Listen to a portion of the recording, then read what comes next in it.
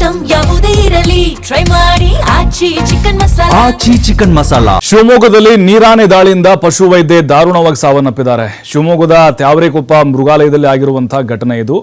Doctor ಸಮೀಕ್ಷಾ ರೆಡ್ಡಿ 27 ವರ್ಷ, ಇವರಿಗೆ ನೀರಾನೆ ದಾಳಿಗೆ ಮೃತಪಟ್ಟಿದ್ದಾರೆ ಪಶು ವೈದ್ಯೆ. ಮೊನ್ನೆ ರಾತ್ರಿ 10:30ಕ್ಕೆ ಸನ್ ಕಾನ್ಯೂರ್ ಪಕ್ಷಿಗೆ ತಪಾಸಣೆ ಮಾಡಿದ್ದು ಇದೇ ಸಮೀಕ್ಷಾ.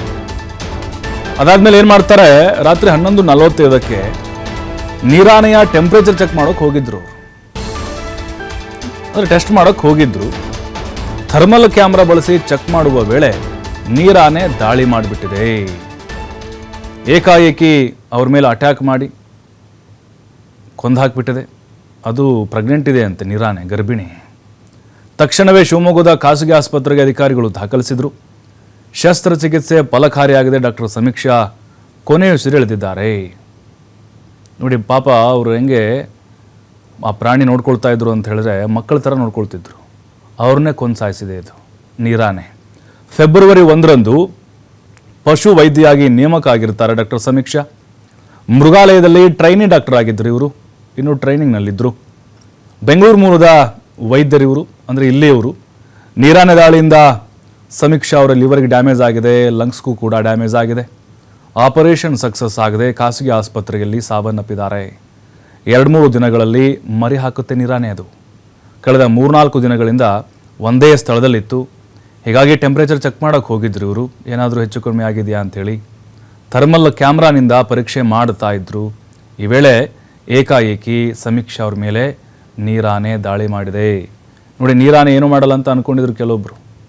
ಏನಿಲ್ಲ, ಅದು ಸೂಕ್ಷ್ಮ ಜೀವಿ, ಮೃದು ಸ್ವಭಾವ, ಅದಕ್ಕೆ ಹೊಡೆದ್ರು ಸುಮ್ಮನೆ ಇರುತ್ತೆ ಅಂತೇಳಿ. ಈಗ ಪಶು ವೈದ್ಯೆ ಸಮೀಕ್ಷಾ ರೆಡ್ಡಿ ಅವ್ರನ್ನ ಕೊಂದು ಹಾಕಿಬಿಟ್ಟಿದೆ, ದಾಳಿ ಮಾಡಿಬಿಟ್ಟಿದೆ, ತುಳಿದು ಹಾಕಿದೆ. ಈಗ ಹೇಗೆ ಆನೆ ದಾಳಿಗೆ ಒಳಗಾದರೂ ಸಾವಾಗುತ್ತಲ್ವಾ, ಅದೇ ರೀತಿಯಾಗಿರುವುದು. ಲಿವರೆಲ್ಲ ಕಂಪ್ಲೀಟಾಗಿ ಡ್ಯಾಮೇಜ್ ಆಗಿಬಿಟ್ಟಿದೆ, ಲಂಗ್ಸ್ಗೂ ಕೂಡ ಹೊಡೆತ ಬಿದ್ದಿದೆ.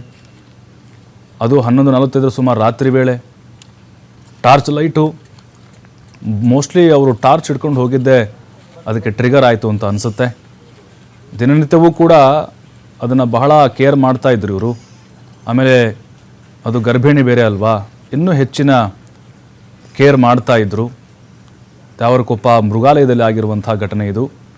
ಬಟ್ ನಾವೆಷ್ಟೇ ಜಾಗೃತಿ ಇದ್ದರೂ ಕೂಡ, ನಾವೆಷ್ಟೇ ವೈದ್ಯರಿರಲಿ ಅಥವಾ ಅಲ್ಲಿ ನೋಡ್ಕೊಳ್ಳೋರಿರಲಿ, ಪೋಷಕರಿರಲಿ, ಅಂದರೆ ಅಲ್ಲಿ ಪಾಲನೆ ಮಾಡೋರಿರಲಿ, ಆ ಪ್ರಾಣಿಗಳಿಂದ ಸ್ವಲ್ಪ ದೂರನೇ ಇರಬೇಕಾಗತ್ತೆ.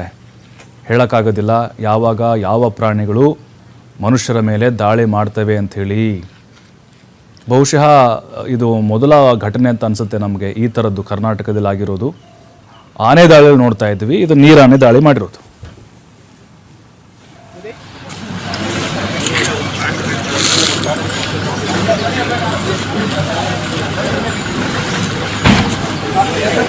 ಕಾರ್ತಿಕ್